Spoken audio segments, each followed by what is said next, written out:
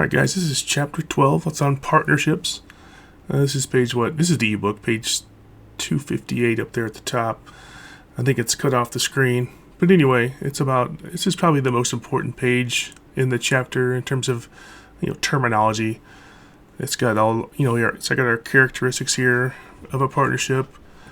It's got to be a voluntary association. You can't be, strong-armed or forced into one. Then there will be some sort of an agreement that's going to set up all the little intricacies. Where you have as much as how income is being split could be in there, and what everybody's duties are.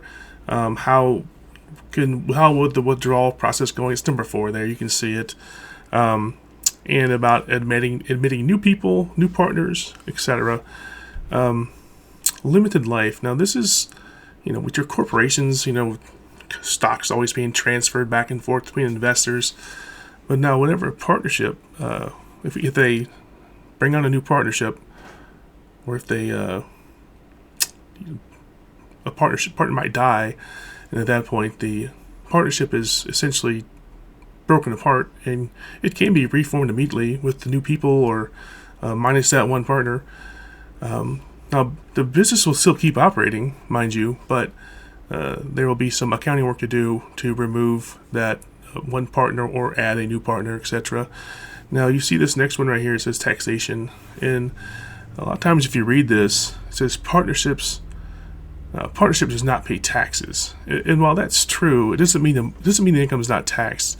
It's just going to be taxed at the individual level.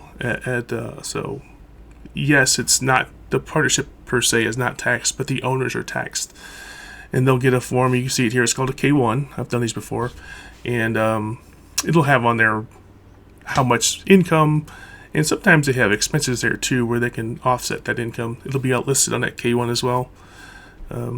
Mutual agency is another feature here, where we have, if I had a pure partnership with another person, they can go out and buy a Ferrari, and I got to help pay for it because they can bind me to agreements without me being there. So the general partnership itself is pretty risky.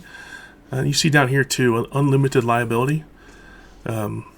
If one partner can't pay debts and they go bankrupt, well, they're going to come after the other partners, whether it's fair or not, and they're going to try to take your house and your property and liquidate it to pay off debts. So the general partnership, here it is, mutual agency, unlimited liability, very risky. Now, after that, they tried to figure out, well, how can we do this and kind of limit the risk? Because it's so risky for these general partnerships. And that's where you have these other variants, the LP, the limited partnership. Now, in this situation, somebody's got to be the general partner, or the one that's going to assume the risk. And then the owners, other partners, they're called limited partners, and they can only lose up to their investment. Okay, and then LLPs. This is going to be for your professional sort of businesses, like your law firms and your doctor's offices and your accountants, where the big thing there is protecting the other partners from malpractice. And there's this last one down here. It's called an S corp. Well, there's 2 more, I guess. And the S corp is kind of strange. It's kind of like a corporation, but still it's taxed like a partnership. So in other words, the individual owners are taxed, but not the partnership itself. There is a limit there, 100 employees. And I've seen this work before to try to kind of skirt around some taxes. Essentially, you have a business set up as a S corp, and maybe you're the only person that has stock in it.